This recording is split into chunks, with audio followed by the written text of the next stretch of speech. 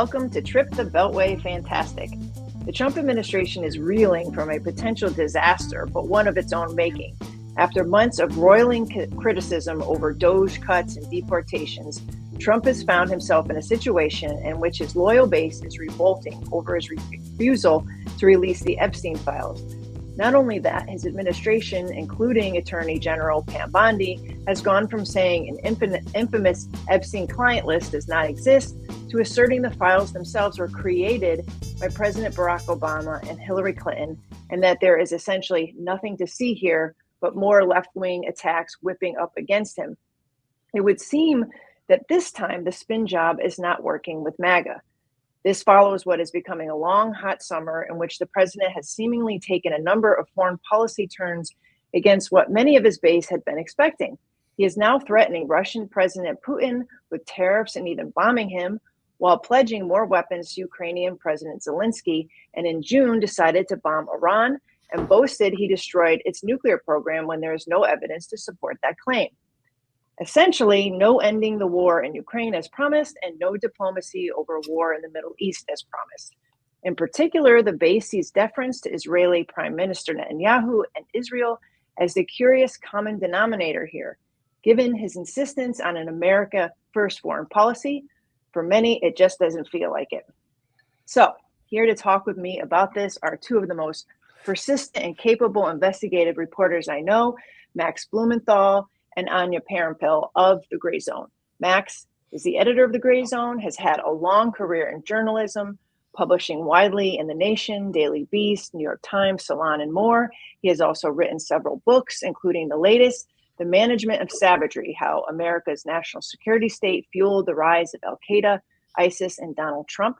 Anya is a journalist for Gray Zone and a documentary filmmaker whose reporting has taken her to a number of international hotspots and conflict zones, including Honduras, the Palestinian territories, the Korean Peninsula, and Venezuela. Her book, Corporate Coup, Venezuela and the End of U.S. Empire, was published in 2024. So thank you both for joining me on Trip the Beltway Fantastic. Good to be with you, Kelly. Hi, Max. So great to see you both. So my first question, the outrage of Trump's decision to withhold the Epstein files seems to dovetail with growing outrage over Trump's deference to Israel. Tucker Carlson said at Charlie Kirk's Turning Point conference this weekend that, quote, every single person in Washington, D.C. thinks Epstein worked for Israeli intelligence and was deploying a blackmail racket on behalf of Mossad. This latest blow-up comes just weeks after MAGA voices like Steve Bannon and Marjorie Taylor Greene blamed Israeli Prime Minister Netanyahu for dragging Trump and the U.S. into war with Iran. Despite all the anger on the left about the Israeli war in Gaza, the real criticism against the U.S. relationship today, at least with any effectual momentum, seems to be on the right, mainly because it threatens cohesion in the president's coalition. So can you both talk a bit about how these recent developments and dynamics might be affecting the conversation in Washington, particularly with Trump's base? I don't know who wants to take that first. Max? Anya.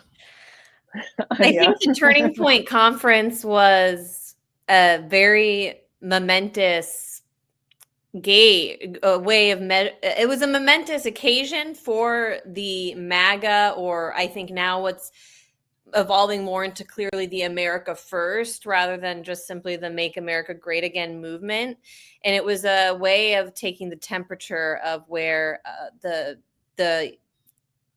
post-boomer base of the Republican Party is moving. And it's clear that Charlie Kirk, who basically his Twitter account has served as an Israeli government press office account. He, throughout the conflict in Gaza and after the events of October 7th, was just posting anything that the Israeli government, the Israeli government line, that would match the Israeli government line, not deviating from it at all. And then during the more recent escalation with Iran, he was doing a very difficult dance trying to keep up with where his base was and criticizing Trump for bombing Iran, but also making excuses and making up really odd positions. First saying that he was against regime change and that regime change is a disaster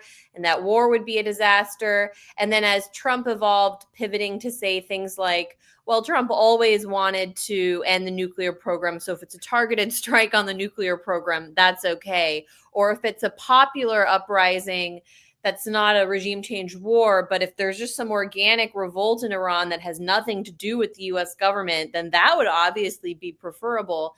And I would see in the comments to these tweets that his followers were not on board with it. They were calling him out for what they saw as hypocrisy and just a lack of principle when it came to this issue. And so once the Epstein bomb was dropped just a few days before this conference, I feel like it was really pulling the foundation of Kirk's organization out from beneath it, because Max can maybe get into it more, but he was basically plucked and bred by Zionist conservatives, mentored by David Horowitz, picked as this campus conservative who was going to be the voice of the Trump college movement in 2016. And now he controls this huge organization that has conferences and reach.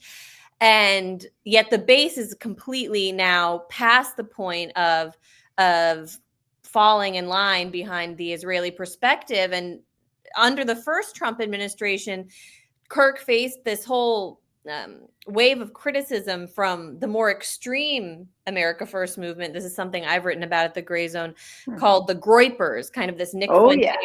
Yeah. They are very anti this special relationship with the U.S. and Israel, and they called him out repeatedly on college campuses throughout the first Trump term for, bowing down to the special relationship and not actually putting America first, putting Israel first. And they attacked Fuentes and they attacked the Groypers. But now at this last conference, it seems that, and through his tweets since the Epstein case dropped, that Kirk has had to pivot and accept that his base is actually closer to probably what Nick Fuentes and the Groypers have to say, and allowing for his guests at TPUSA to criticize Trump, especially on the Epstein case. This is the case that I think is allowed for them to discuss when it comes to criticizing Israel. You won't hear him make a huge, he did host a debate on Palestine or Gaza as well, with a big caveat in the beginning that they're not anti-Semitic, they promise, by saying any of this. But it shows that in some ways the future of the organized America First MAGA movement is in crisis because of the Israel issue.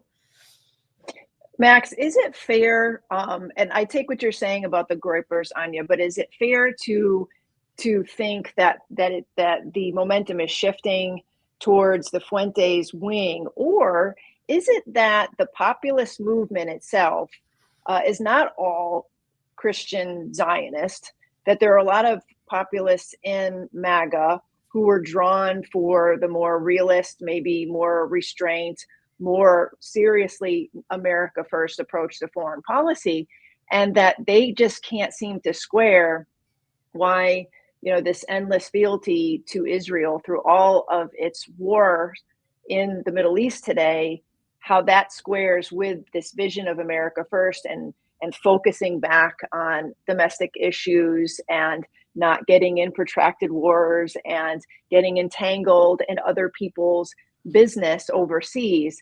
Is it one or the other, or are we just seeing a conflagration, or rather just a consummation of different populists in that tent who are just going, this isn't America First? Like, where is this coming from? I'm starting to get the feeling you should have just had this interview with Anya, because she has so much to say and she pretty much summed it all up.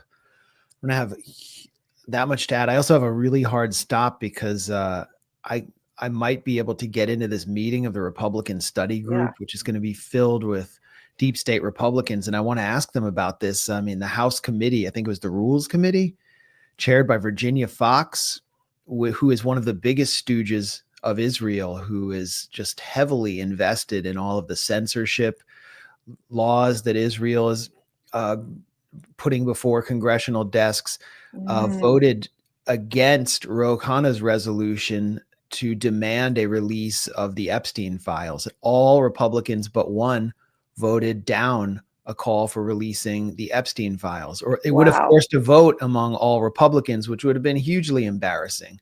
Yes. Why? Because they were going to have to put Trump on the spot. And this is all about Donald Trump and people in Trump's camp, like Steve Bannon, who was close friends with Jeffrey Epstein. They just don't want to discuss this relationship, and they thought they could sweep it under the rug. And it shows the gulf, as Anya was pointing out, between Trump and the activist base of America First, which is I would say one leg in the GOP coalition. And then within that leg are various splinters, like the Groypers, they're basically anti-Jewish, and they seem to be dedicated to a racial holy war. So anytime they get into a Republican office, they get a few of them in some Republican office. If the Daily Beast or some publication outs them, they have to be fired, because it's basically like having a neo-Nazi in your office. And the Republican coalition wants to be multiracial, as we saw with the last Trump campaign, and the RNC hosting, having Hindu speakers and speakers from all different backgrounds. It was basically the most DEI Republican convention ever. And from the standpoint of just pure cynical politics in the US, that's the only way to win, because we live in a very diverse, multiracial, multi-religious country. So the deep state Republicans play off that. And there's also the fact that there is no organized network within the foreign policy beltway world that is not pro-Israel.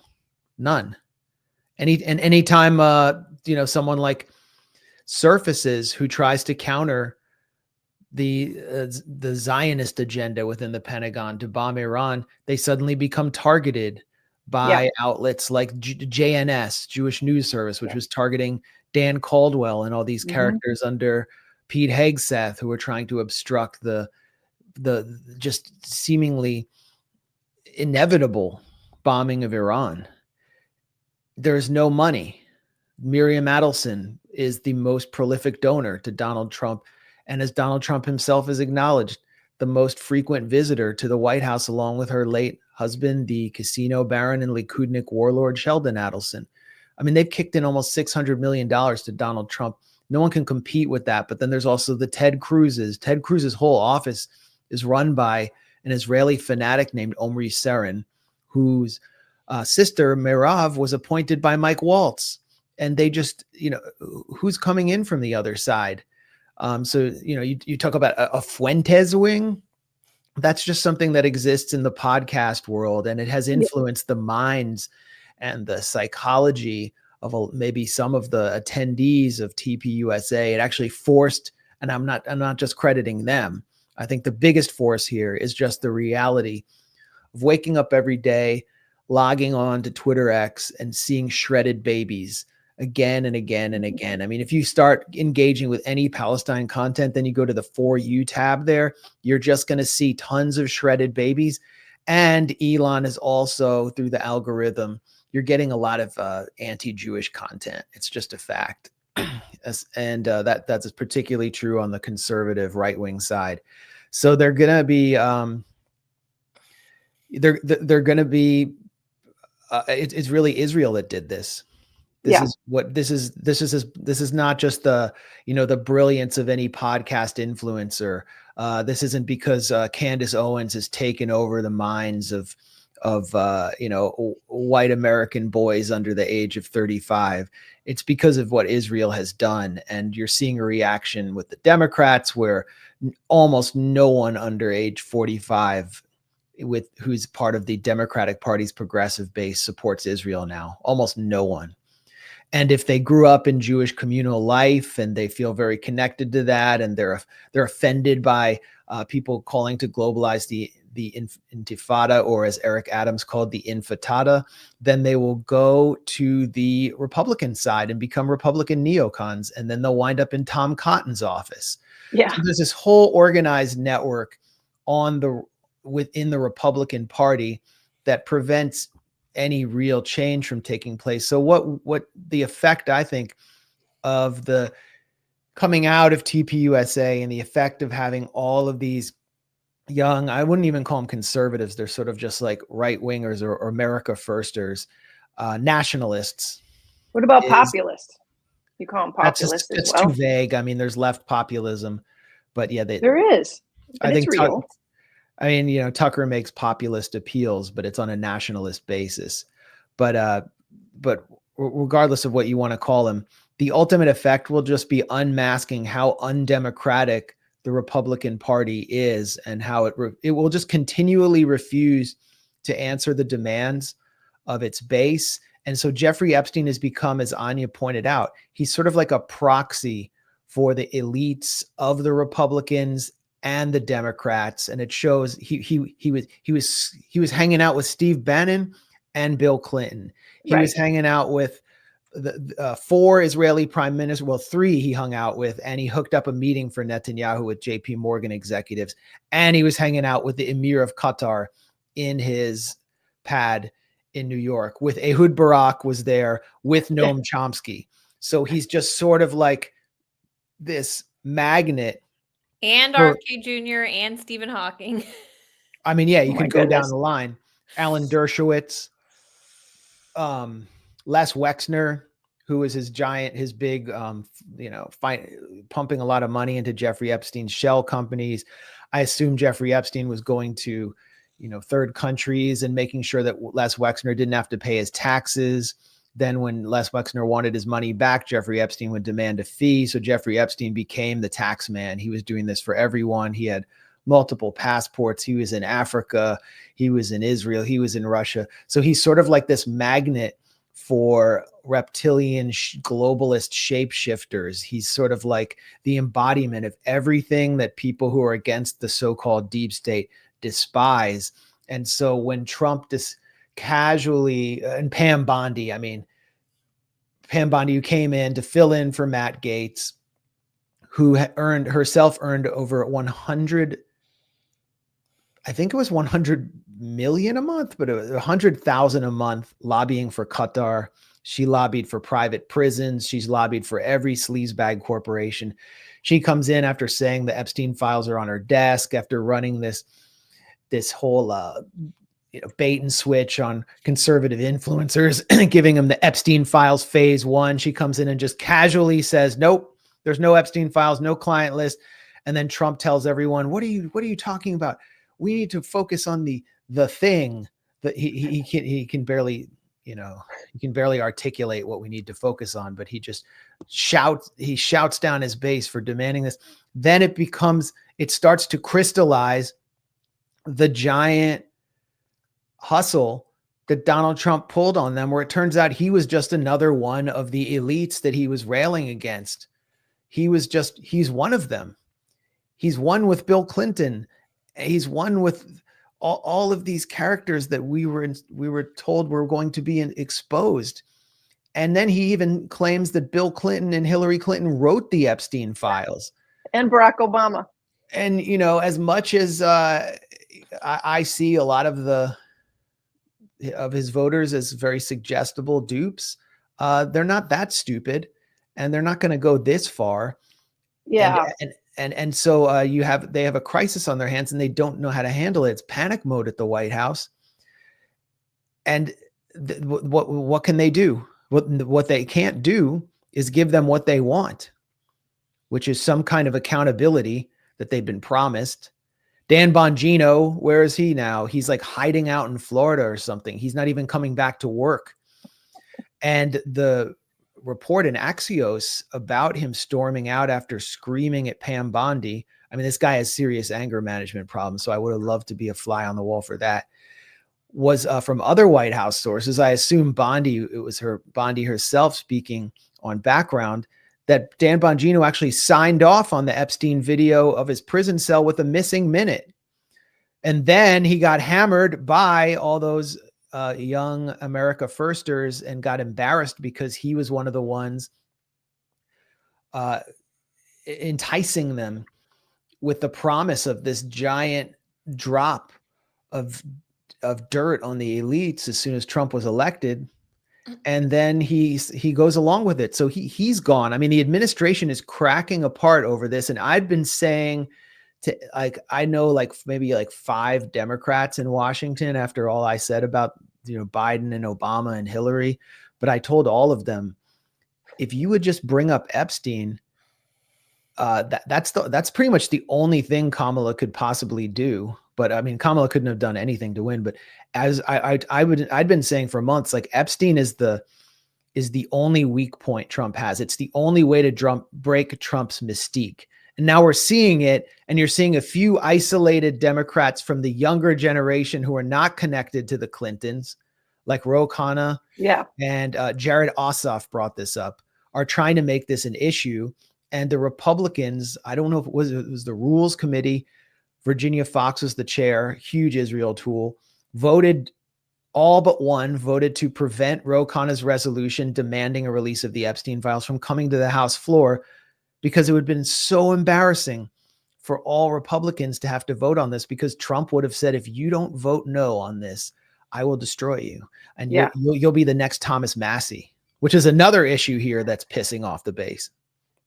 Well, Anya, I wanted to ask you, because I've been thinking a little bit about Trump's Truth Social messaging when he said, my boys and my girls, we have to keep unified under MAGA. And this is all a concoction of the left wing and Hillary Clinton and Barack Obama. And it was really insulting.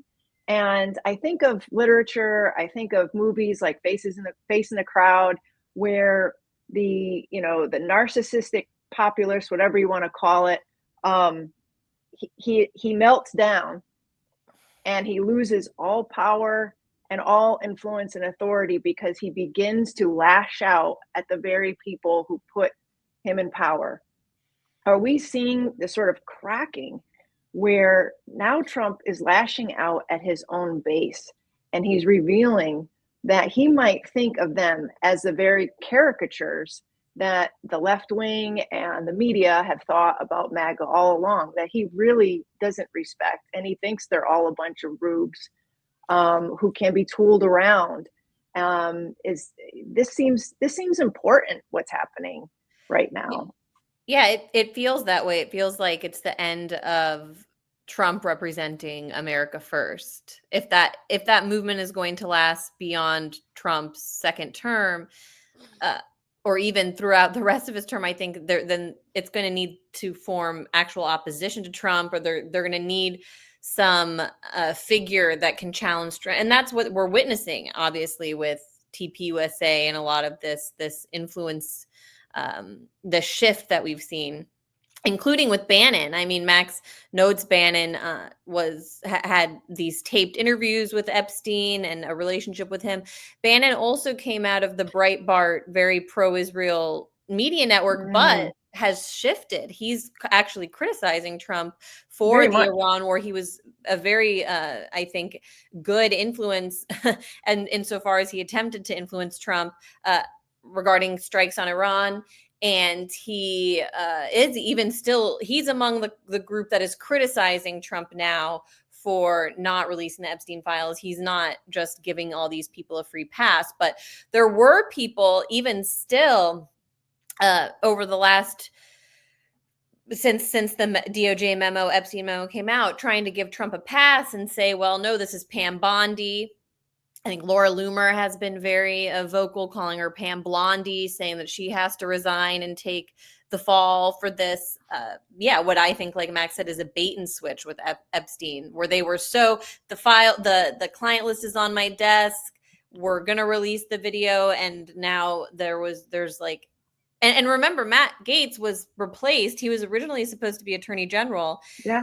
One of the few things he was on the record saying about Epstein was that he believed he was a foreign intelligence operative. So he was on the record saying that before he was nominated. I think that's one of the, I mean, there might be other differences between him and Pam Bondi, but I think that was one of the key factors in that blocked him from getting the job. And so there is now a vacuum for someone to come and challenge Trump or challenge whoever his handpicked successor is going to be, because Max is right. The Democrats never pretend to listen to their base. They blocked their insurgent populist candidate, Bernie Sanders, from winning in a very undemocratic way. The Republicans made it seem like their insurgent populist base had won by electing Trump. And in this second term so far, we've got, as you said at the beginning, now forget about the 24 hours and I'm going to end the Ukraine war. Now we're getting sanctions and more confrontation with Russia. We're getting war on Iran. We're getting no Epstein list. In fact, it's almost like they're saying Epstein didn't exist. And from the MAGA America First base perspective, another big blow, I think, is an amnesty on immigration that Trump is negotiating now, which is completely against what he promised his base. And so there's all of these issues that are kind of the core issues of America First and of what Trump once represented that are kind of falling apart before our eyes. And they've done a good job of throwing red meat to the base so far through bringing in all these influencer types into the administration. But I don't think that can last. I don't think it can last for the rest of Trump's term. And so I'm waiting to see who is going to emerge as the next person to carve out what the meaning of America First is, and how can they challenge Trump or the Trump establishment within the party. I think that the first crack that I saw and heard was when Trump said, "I define America first. I am America first," when he was being, tested and challenged on his support for Israeli airstrikes and the possibility of bombing Iran. And I said, that's interesting. How is the base going to react to that? It's like, I'm the decider when Bush said that. I'm the decider. So it's that mask is ripping off in a way. Max, I know you got to go, and Anya, thank you so much, both of you, for coming on and chatting with me. I didn't get to a lot of my questions because I feel like we have so much to talk about, but we can do it again. I think I'm the only one who has to go, and I think Anya should address the attacks on Tucker Carlson from Israeli officials.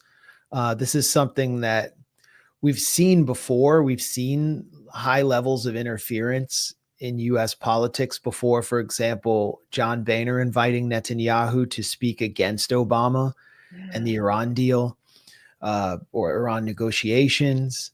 But this is the first time we've really seen pushback in the Republican Party. I mean, you look at the replies from Amichai Chikli, basically threatening Tucker Carlson, who is one of Israel's top spies in the U.S. He's basically in the U.S. to meddle, and he's violating foreign agent registration law, as Lee Fang and Jack Paulson explain in their deep dive on his network in the U.S. at The Guardian.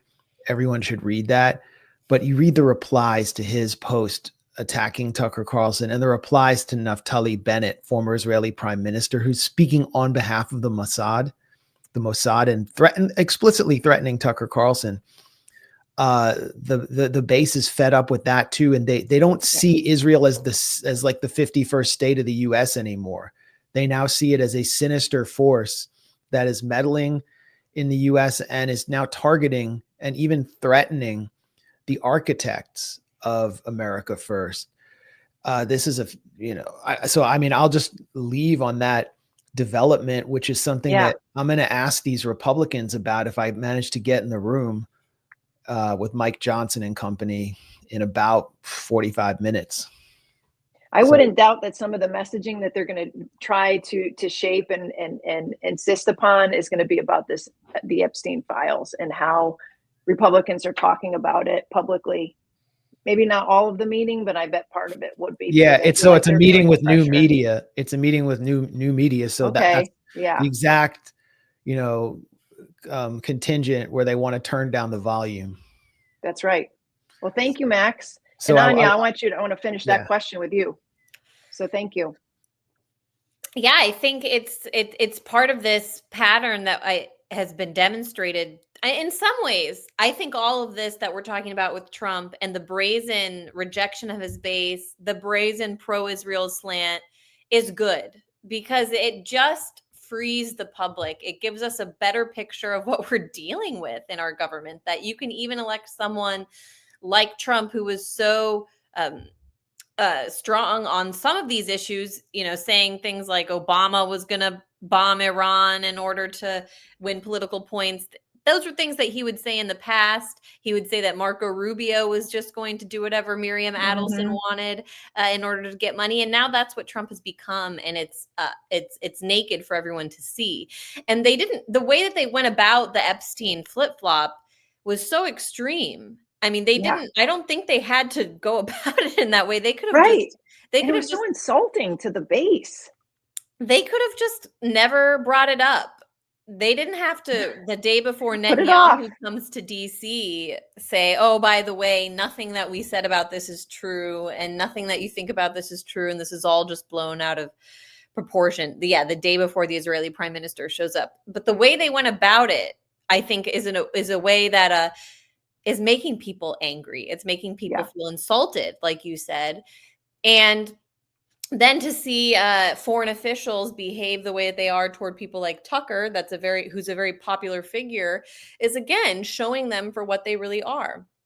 Just as the whole experience with the bombing of Iran showed that Israel was willing to act on its own in order to sabotage the agenda of the U.S. president. Because what was happening when Israel bombed on June 13th was that Trump or the Americans and the Iranians were scheduled to meet as part of nuclear negotiations. Yeah, their fifth round.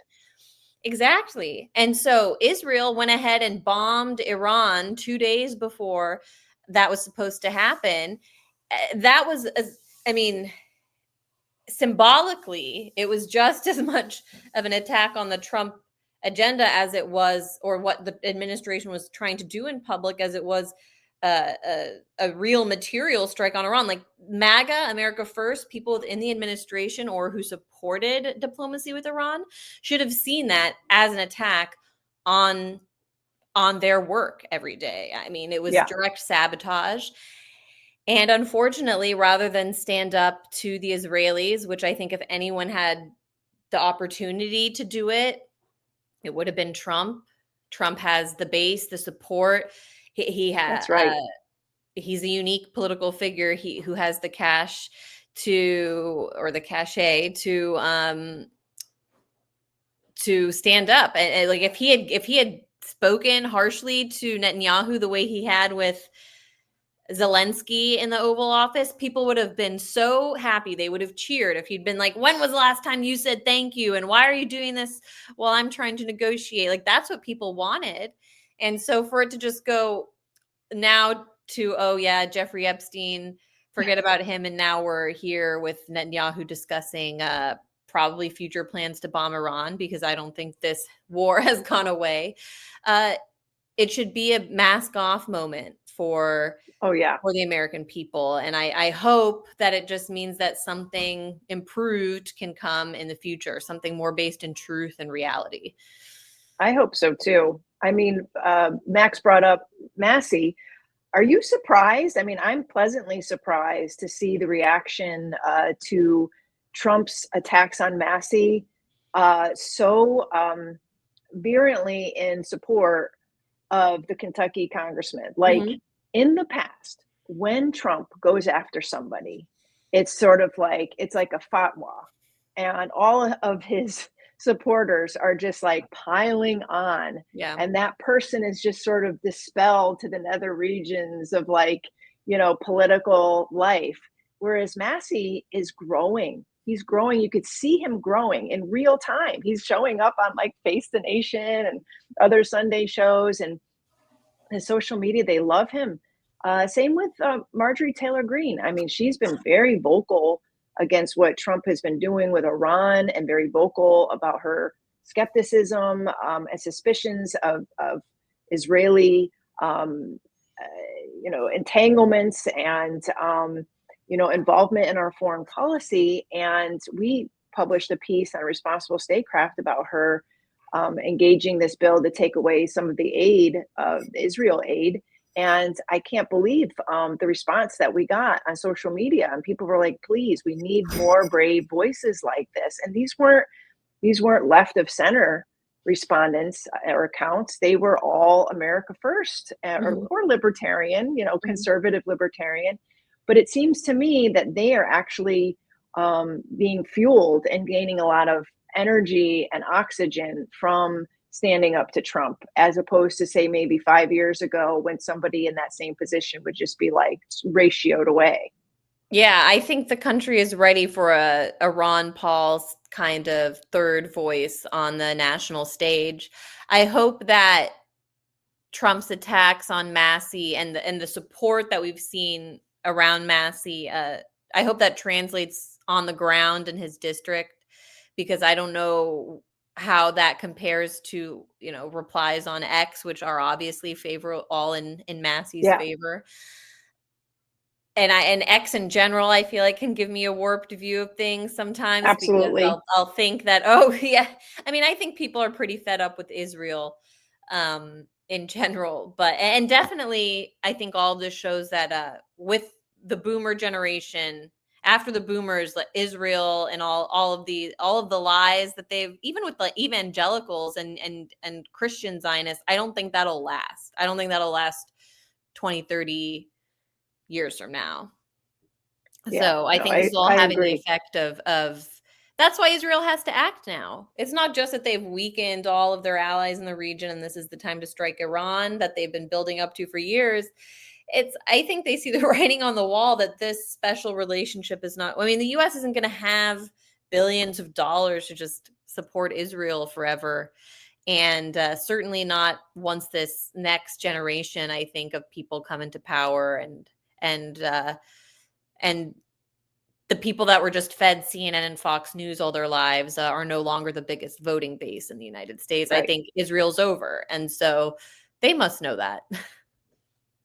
Yeah, right. That's why you're seeing the backlash, like from the members of the government officials, but also magazines like Max had noticed that have just been going after members of the Trump administration who come from more of the restraint, non-pro-Israel point of view, like Dan Caldwell and Elbridge Colby, Dan Davis. A friend of mine was supposed to go to work with Tulsi, and they found out and they went after him, engaged Laura Loomer and Mark Levin on social media to go after him, and the job offer was rescinded. But I think they just feel very threatened on the inside, and so that's not an entirely bad thing. I think you're right, Anya, that they're losing their grip. It's just they're not going to go out easily. Yeah, no, they're not. They're not. I mean, they could bomb the whole world before going out easily. I mean, I don't put anything past the Israelis.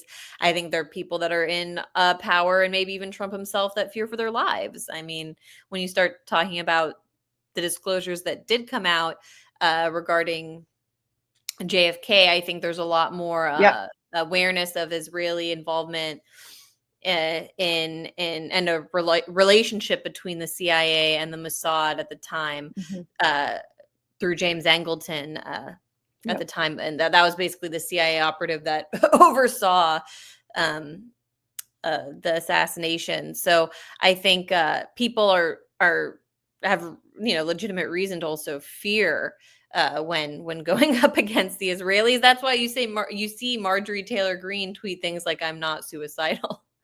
Yeah, exactly. Well, thank you so much for coming on and taking the time. And I would love to talk about JFK and a number of other things with you. So will you come back on the show? Of course, anytime. Always happy to talk with you, Kelly. Thank you, Anya.